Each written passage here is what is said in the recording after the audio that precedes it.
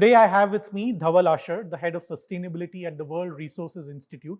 And today we're going to talk about him, about the most important issues that concern this city, including commuting, including mobility, transportation, private and public, and other issues related to our living in this great city. Welcome to the show, Dhawal. Thank you. My name is Sachin Kalbag. I work for the Takshashila Institution as a senior fellow. My primary area of work is journalism and policy research. But today, both of us are here not because we are policy people, not because we are media people, but because we are citizens of this great city. Dhawal, I want to ask you, you've been covering this city, you've been covering sustainable cities for over a decade now. And this question has been troubling me forever and ever since I quit the media a couple of years ago. Will Mumbai survive 2024? So that's a good question. I think it will. Okay. Short answer. But it will also survive much longer. A lot is sort of invested into Mumbai, and I believe from that a lot of effort will sort of go into this, right? Just quote unquote saving Mumbai. Besides, what sort of works in the sense is the sort of fiscal kind of nature of the city, where it does rely on sort of the state government for funds, etc., but it is fairly well sort of, in good health in that sense. That allows you to sort of, they say kind of come back from it. So in that sense, yes, I think since this is, but I also feel like, sometimes now more than sort of much before, I think sort of the idea of Mumbai now is sort of, is broadening, especially with sort of a lot of connectivity, etc. So, in some time we are going to have to think about Mumbai as the region, and not just as sort of the MCGM limits of Mumbai. Right. I mean, come on, just you cross LBS and it's Thane, right? Yep. It's technically not Mumbai, technically not sort of under the budget of the corporation, etc., but affects the city as much, right? So, yeah. But in a regular citizen's mind, Yeah.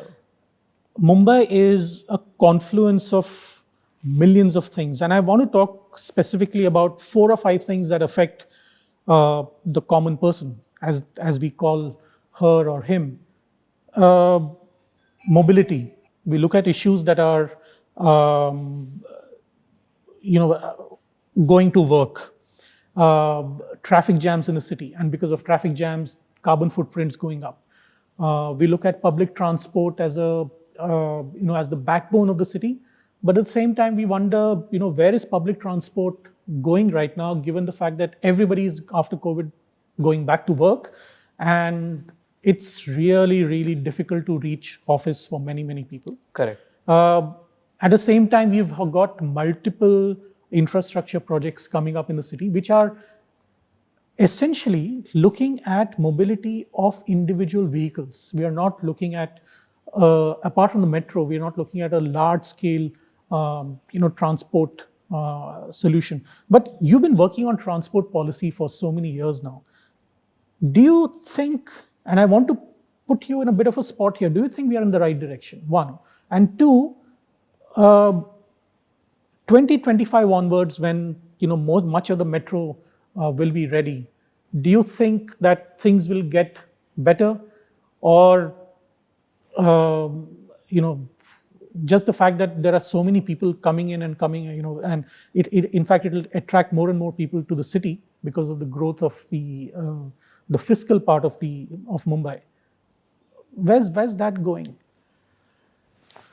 Okay, so this is a lot of questions sort of, and I might take a little longer to sort of take this. Yeah. But first, before I sort of answer anything, just this is the only wishful part, is that, 2 decades or 2.5 decades ago, Mumbai, just imagine yourself as a sort of a young, I was a young kid in Mumbai, right? I mean, and just the idea then of Mumbai was one thing, right? I mean, I think growing up, one idea that stayed for me longer, and I was not in the field then, was the, Mumbai to Shanghai, and the imagination Yeah. was all fancy modern sort of architecture and this, that.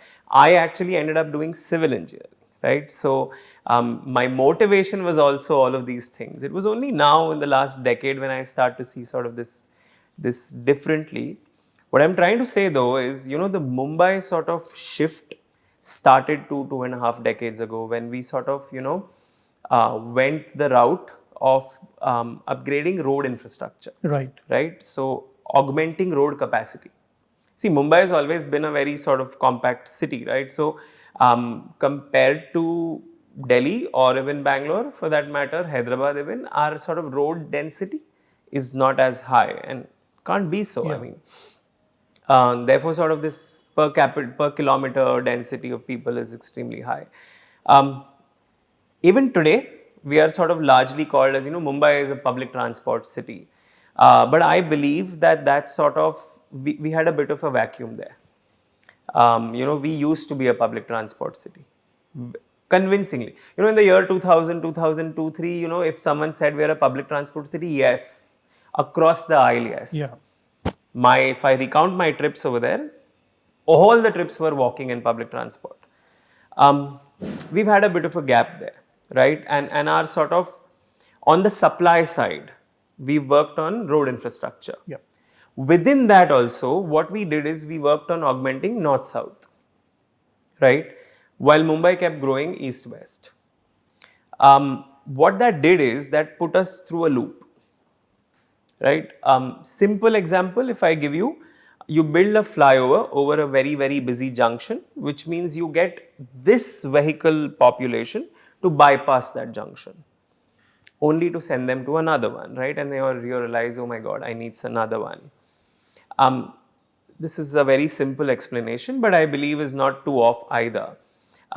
This has brought us here, but it's also now caught us into a loop. Now we are dependent on this.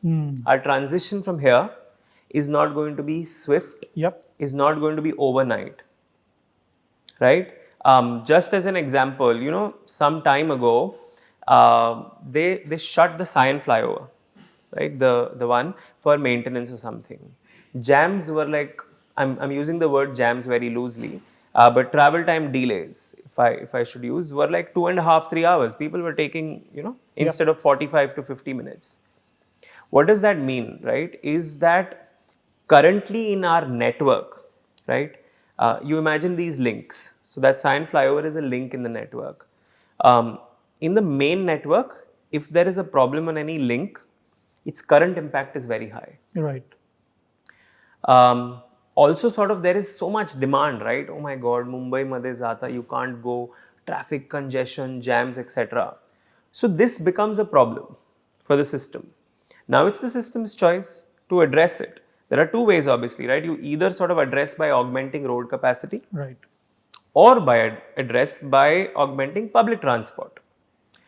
We've chosen either, except that the road part is happening faster and has happened a lot more.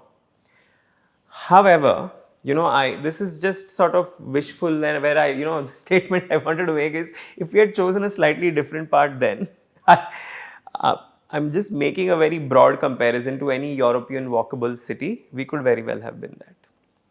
Yep. I'm not referring to the sanitized version of the European city, but we would have had much more character. That's it, right? I sort of very clearly come bearing a very different attitude now. Whether a lot of stuff that happened should have happened or not, I believe for me, for now, is not a matter of contention anymore. Simply because it's fait accompli. We've turned the page. Yeah. Right? It's happened, a lot of it, and it's also going to happen.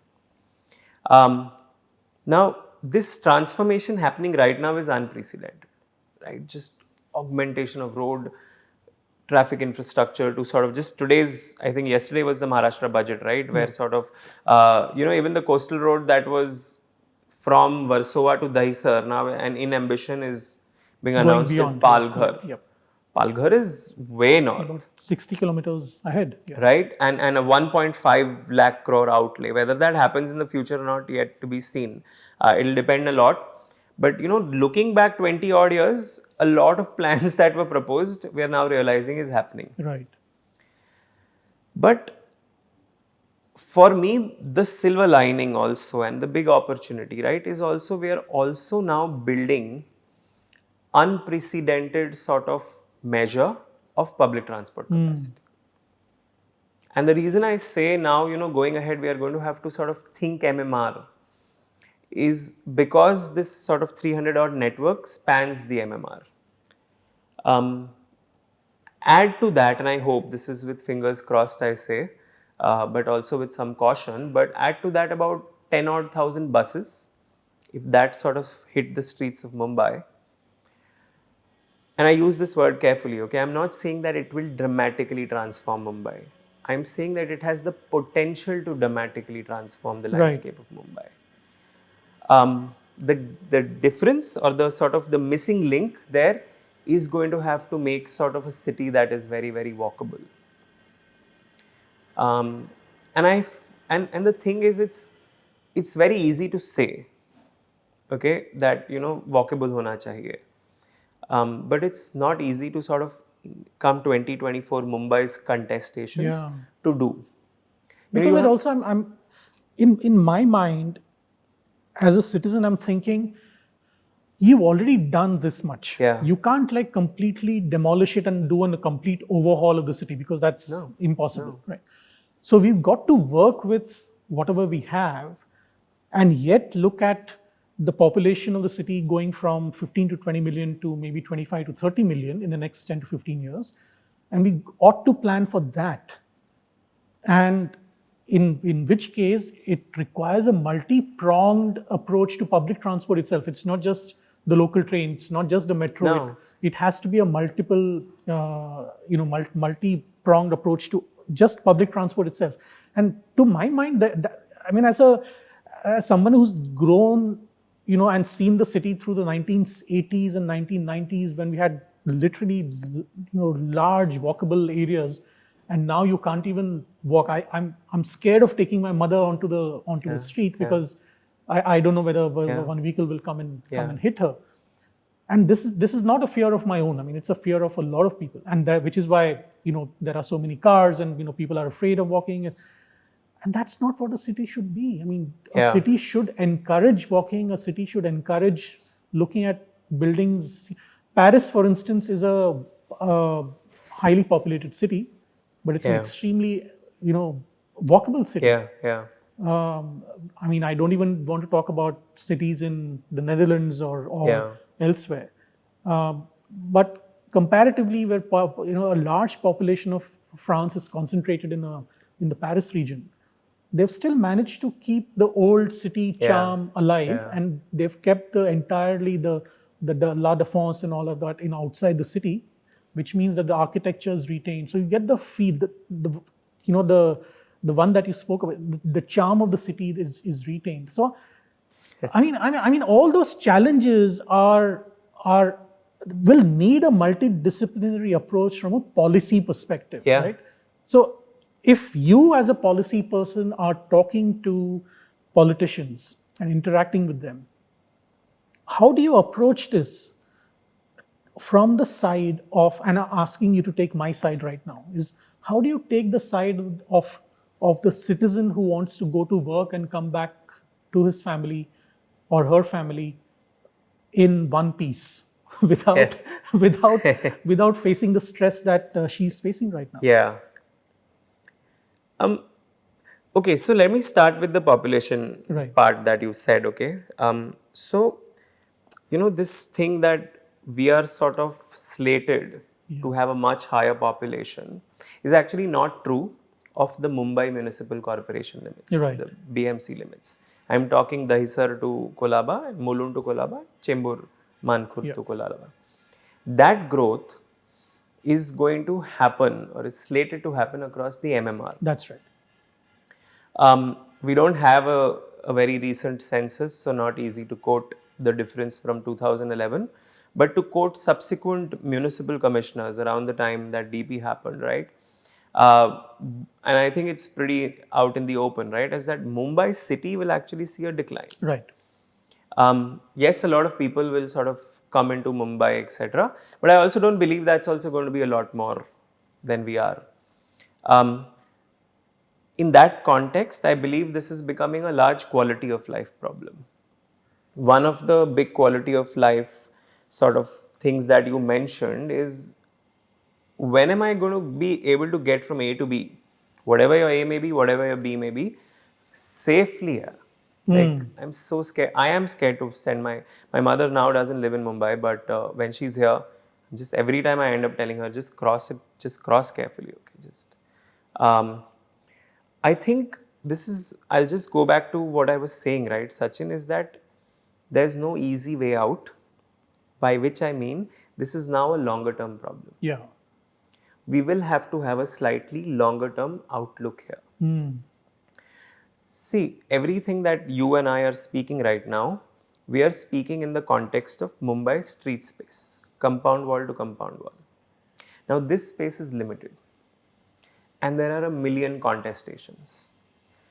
So, this is going to be a slightly longer sort of transition if we start well, Yeah. or if we sort of, pick momentum at the right time.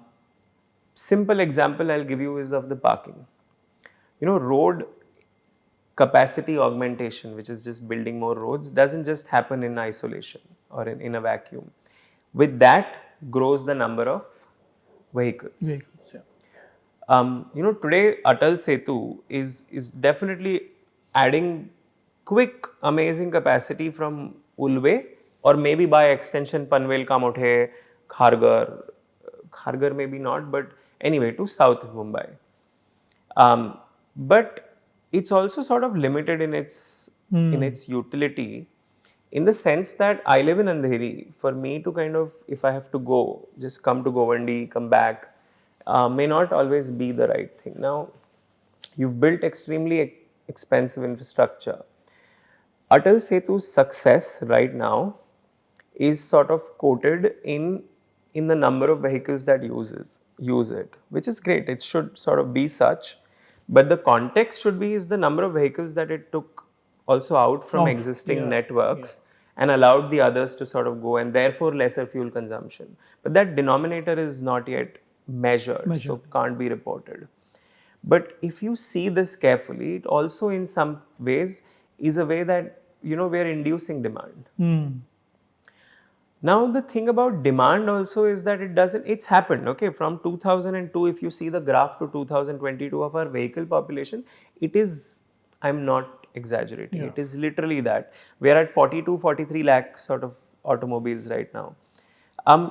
With this comes the demand for parking. Right. The biggest contestation on the streets right now, today, there may be a few sort of, I'm not going into the hawkers or the vendors, etc. I have a very different take there, but I'm talking parking. It's a very big contestation, to the extent that, people are going to fight over it, and it happens very regularly. Suketu Mehta wrote in Maximum City that the next riot in Mumbai will happen over a parking space, and it could well happen. Yeah. So, Abhi, what do you do? Because we've built a lot of off-street parkings, but the problem is, so G South Ward, which is sort of, I think, WRI and these areas, it has 5 off-street parking lots. Now, so the parking sort of supply and the parking demand, there's a lag, there's a gap, let's say. So it's not easy to go fill all of that. So this is not a zero-sum game. Right. You're living, let's say, in Prabhadevi, and I'm like, boss, the nearest is there. How will I? Yeah. What are you even saying? So this transition from here is going to take some time. That's not to say that we don't sort of push people into the parking lots. We have to kind of keep trying to do that, right?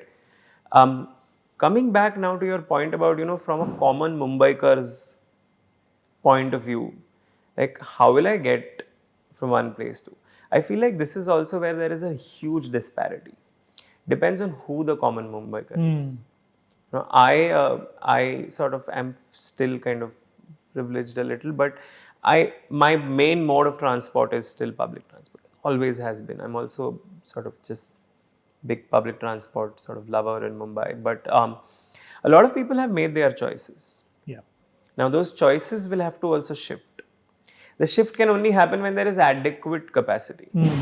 Until sort of even today, be like, kahan jaun, kaise? Like, today we are operating sort of buses, lesser number of buses than we were in 15 years ago. Right. And by consequence, there are lesser people traveling than they were in 2004 or 2008. So this capacity augmentation has to happen much sooner, right? But is it a problem of, state capacity across various aspects of our life has always been a political and policy problem. So it's nothing new, and we can't wish it away. The fact is that state capacity will always lag behind public demand, so to speak. But at the same time, we see that there have been decisions that have taken public transport or mobility in the city 2 steps back in various. One example being the fact that there are fewer BEST buses now, or at least the number of. The other problem is that fewer BEST buses make the destination on time because there is so much traffic. So the person who's driving the bus is stressed out, and we are not looking at that's a completely different discussion. We're not looking at the mental health and the physical health of the person who's servicing us. Be that as it may, we're also looking at building capacity, but even issues like last mile connectivity will become a problem. Yeah. So a classic case being the metro. You built the Ghatkopar-Versova metro, but when I get down, I still have to stand in a queue for an auto rickshaw, and the auto rickshaw will take time at Andheri East Station, where I get down from the local train or from the metro, and I have to go to my workplace. It still takes half an hour more. So I'm saying that building capacity is one thing, but not thinking of the last mile connectivity, not thinking of the paraphernalia that goes along with the building of this capacity is something that we've not either inculcated in our discussions, or is it that citizens themselves are not demanding from policymakers and politicians? Very, very sort of good observation and point. On your first part about not thinking, where sort of the state per se is actually not entirely true anymore. Because when MMRDA sort of planned this whole big network, etc., with that a lot of regulation and changes came. So the Satis project. So if you go around the metro lines, today, the 2A and the 7 and all, just look down, you will see the footpath in a very different, you'll see the railings also very different. They were all built by the MMRD under their Satis project, which means sort of corporation, I think they made it into an SPA and all of that. But if you go test that now, by testing I mean simply just do your origin to destination and see if you test it against safety, convenience, likability, like you should really like it. Right? Walking was pleasurable then, it's not so much now. You'll see it's sort of falling short on many points. In many places far north, Kandivali, Malad, Kandivali, Borivali, if you see, 4-5 meter wide footpaths are there. Massive parking on it. Yeah. See a little more closely, you will see that these parkings are sort of those that are kind of living in lower income settlements or bastis, right? That don't have any parking. Yeah. But whose lives are also livelihoods are now dependent on automobiles. Right. The automobile dependency comes in various forms, right? So now from an equity lens, it's also not right to just suddenly, you can't, I don't think that's and it's the right. It's injustice towards people who depend on that for their livelihood. Yeah. So now, Sachin, see, it's becoming very clear, right? Is that I'm not saying ownership is a problem, that we restrict ownership or anything. Buy as you may. I'm saying we have to consciously now focus on shifting the ridership, right? Which is sort of shifting the mode share. The gaps are for all of us to see. But then, filling those gaps are not easy. Malad Borivali Kandivali का example लो तो देखो कि footpath तो दे दिया now as a state you will be like what more do you want What more exactly? I made ना that doesn't absolve either you or definitely has not resolved the situation. We cannot rest till the situation is resolved equitably. So the idea is to sort of keep looking, keep doing. It's not so hard, but how do you systematically inculcate? Which means I mean, see, it's a matter of time when we start working on the supply side. At some point, it's going to have to happen. Sorry, on the demand side. Supply side to Supply side चल रहा है. हाँ. Now, demand side में है ना, there are not many things. Actually, if you summarize ना, one is, the most sort of London में होता है, whatever is the congestion pricing. I, for one, don't think that's happening anytime soon. It's not going to be so easy. The best and the low, we will have to carefully pick our low-hanging fruits. The best, I believe, sort of low-hanging fruit is parking. I just can't park my car there or my automobile. Yeah. Normally, so anyone are you saying would, that we disincentivize people from using parking is a parking? demand management tool. Yeah. Just imagine there is no way you can park here. Yes. You are going to get to the nearest station from your house, come and walk from Walkways. Exactly. Now, I should try to enhance your sort of walking experience. Who opens a metro without hundreds of this? It's not so easy to sort of run that test on a footpath. I agree. But a lot of gaps are there for us to see, which means that the system is going to have to sort of change in a way that, how do you institutionalize this process of constantly looking and auditing? But you also got to incentivize good behavior, right? Yeah. I mean, in a sense that I lived in Washington, D.C. for a while, and one of the great ways of ensuring people use public transport was that the moment you get down from the metro train, there are buses waiting outside. Yeah.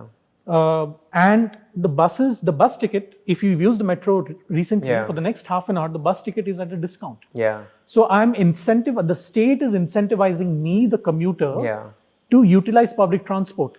Now, the difference between public transport where I stayed and a taxi was about $6.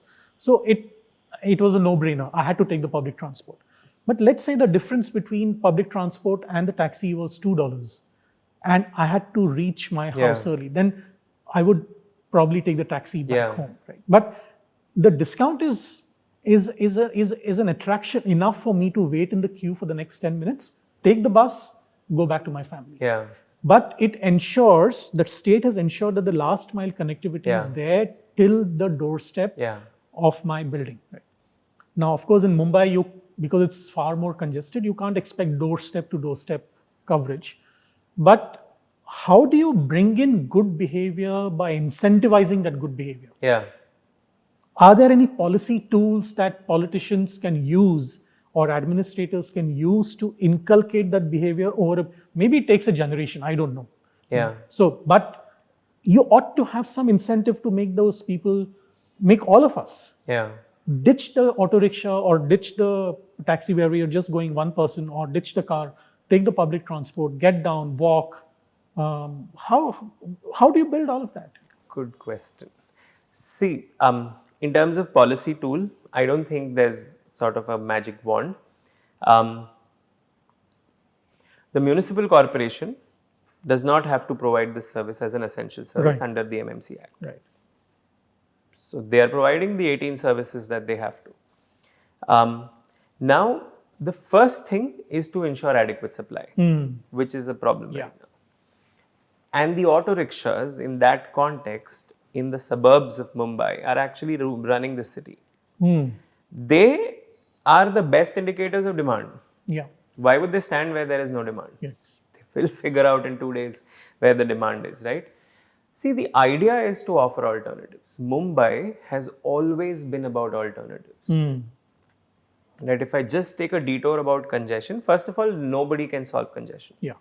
Why? Because congestion is not something you want to try and solve. Because there are only two ways. If you are going to solve it by the road method, it's only going to add more. Only a matter of time. Very well established. 12 years ago, we used to cite examples from outside. Now we have enough examples of our own to cite. So I think that should be settled. But we've always been, if you look at Thane, Thane station outside Satis, it's lot of people will still complain. See, Thane station on the west has massive footfalls, okay, massive. I think over 2 lakhs or over 5 lakhs. Kurla has about 5 lakhs recently, I was seeing. But I mean, their approach was very simple, is to provide alternatives. Yeah. So But it's a great improvement over what it was 10 years ago. Right? Correct, because alternatives. There was no space for the buses. One of the big things they did is created space for the buses, and there are also enough buses there. So first is supply. Okay, once you make supply now, resolves a lot of your problem. Second is, see, some studies that we have to quote from 2006 ka 2014, even then about 60 to 80% of those that were using public transport, right, at least our railways, were walking to the sort of first and last mile, is to sort of improve. But there, I think parking is sort of the biggest challenge to overcome. So that's why I'm saying, see, the lowest hanging fruit is the sort of parking, which is also not easy. Yeah. When Mr. Praveen, land acquisition is a major problem, right? What do you do? I mean, you can't keep going and adding supply. Yeah. It's not worked for us, Yeah. and it shouldn't also. We should not. We have to constrain the sort of supply, and then hope that and we have to do it carefully. So Mr. Praveen Pardeshi tried this. You remember the 24,000 sort of much.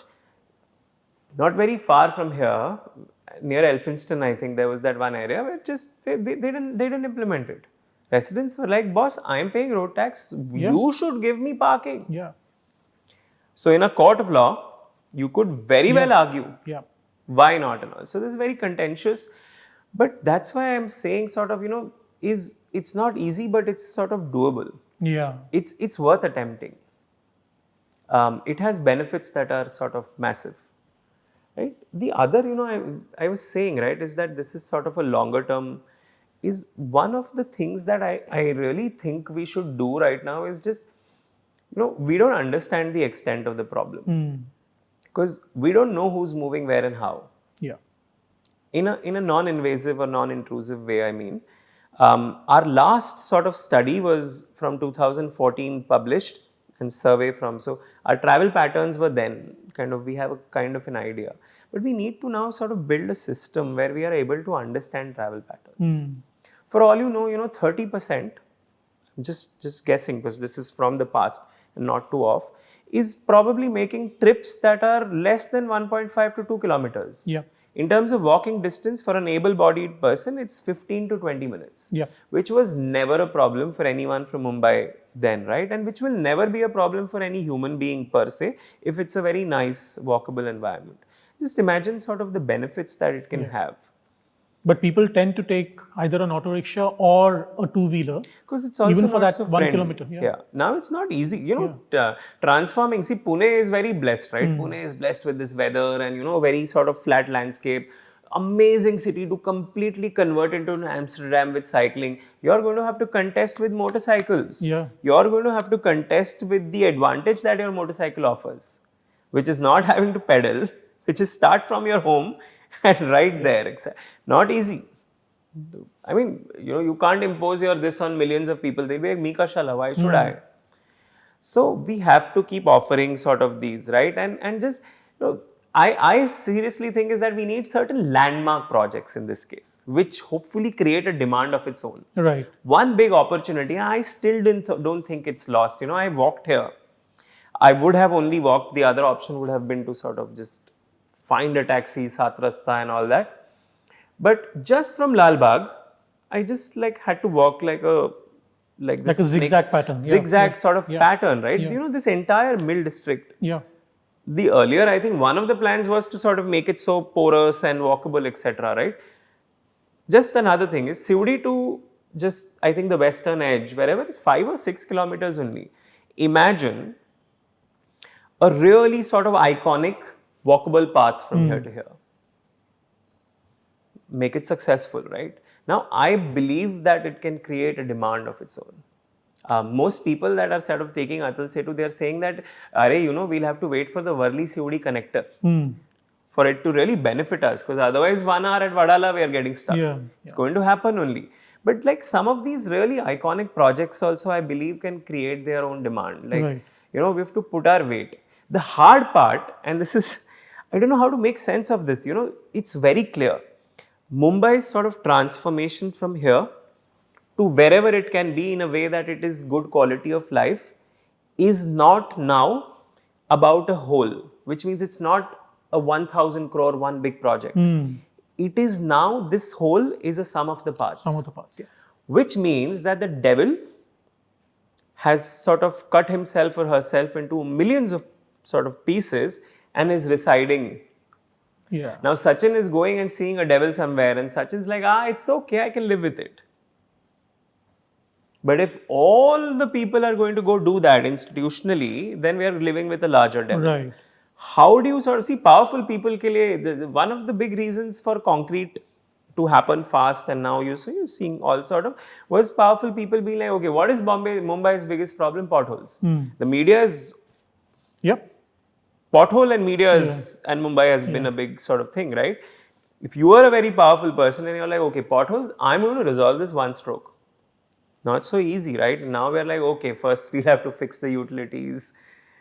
So many utilities, problems, this, that, then concrete ka time aayega, etc. So this is where, I'm trying to draw a connection to the third tier of the government, which right now is not there. Yeah. Right? This whole of the parts and that ownership was where the corporators played a big role. Could always be like, I'm not going to give you my vote next time. But this is, I've been working many years now, and this is where I've seen, this kind of level of conversation is the big motivation for corporators. It can still be for other MLAs and MPs. I mean, they are people and residents after all. But I think at some level, sort of this should happen faster. This devolving kind of the power from the state to the city needs to happen faster. We have only a minute to go, but I want to end on a note of hope. Yeah. And that hope is, how do we get people like me and policymakers and politicians to come together on the table? Without, the last 2 years, no elections have happened. And yet, we are demanding solutions, but we don't know where the solutions are going to come from. Right? How do we make this confluence take place? And I want to end on a hopeful note. I don't want to end on a note where I say, oh, no, everything is lost. We ought to do something, right? I hope I was not sounding very gloomy, because I, for one, believe these sort of next 4-5 years are a fantastic moment for Mumbai and the MMR to sort of bring it together. What I mean is by elevate quality of life. We are going to build unprecedented public transport network. We have to sort of now build a city that is walking and sort of walk friendly. That said, to answer your question directly is, how do we kind of do this confluence?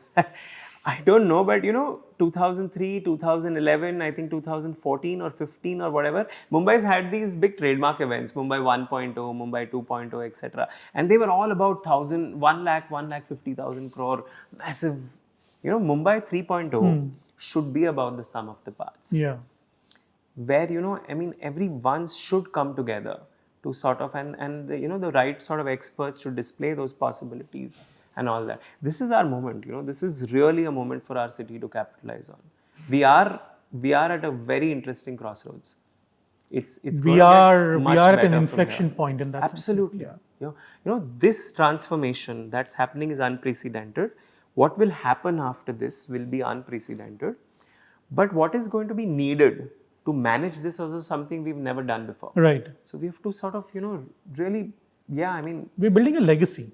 Absolutely. You were saying, right, a lot of these European cities, etc., are sort of, barring maybe the fort, are still maintaining the architecture, etc. We are also sort of departing from that in some ways. Okay. We're probably building a new character of our own. We're building a new city right now.